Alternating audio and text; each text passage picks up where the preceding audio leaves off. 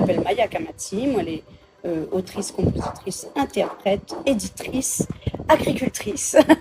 Et voilà, très polyvalente, aime apprendre plein de choses dans la musique. C'est un métier qui passionne en moi, c'est une industrie qui passionne en moi aussi.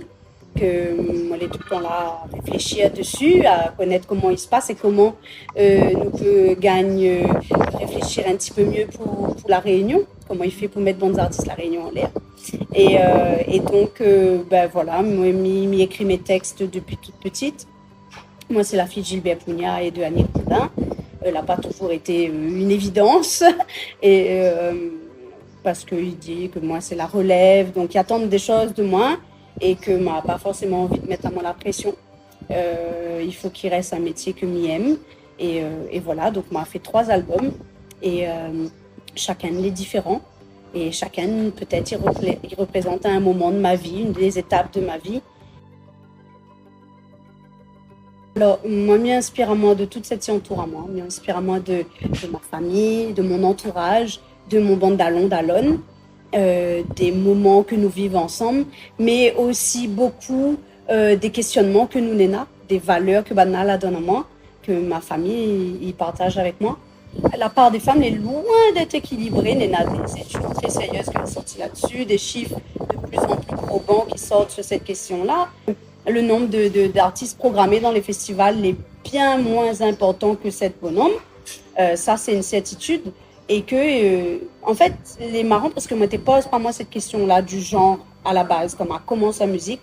Papa l'avait dit à moi, c'était un métier difficile, mais si on veut, pour moi, la culture, la musique, l'art en général, c'est un milieu bienveillant, c'est un milieu où ça que tout le monde y exprime à autres, et puis, il veut dire où nous les respectueux les uns envers les autres. Et en fin de compte, il faut pas oublier que la musique, c'est une partie de business aussi.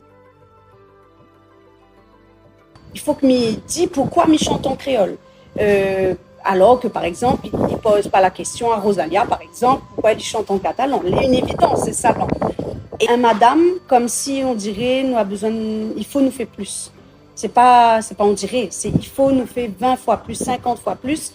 Et quand nous fait 50 fois plus, ce sera jamais bon. On voit. Donc, moi, la gagne des critiques que moi, les persuadée que n'aurait pas osé dire ça à des bonhommes.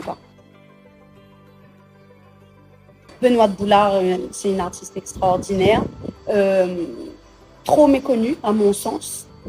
Concernant la question d'un modèle ou d'une sorte de représentativité, moi, n'avais point conscience de ça quand elle a écrit l'album. Mais c'est au fur et à mesure de l'expérience en concert que m'a eu un retour des femmes réunionnaises, des jeunes filles réunionnaises qui viennent dire moi que merci parce que n'avait point cette importance de la représentation, de la représentativité d'une femme créole forte.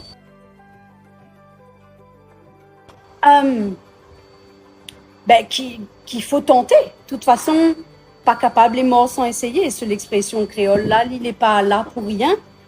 Si on la honte, c'est toujours par rapport aux autres. C'est toujours par rapport au regard des autres et à la pression que de monde y met à vous.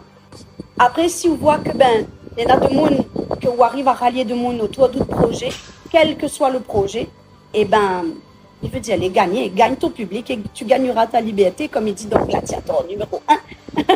Et c'est un peu ça l'idée, quoi. C'est, allez, n'a pas rien pour perdre là.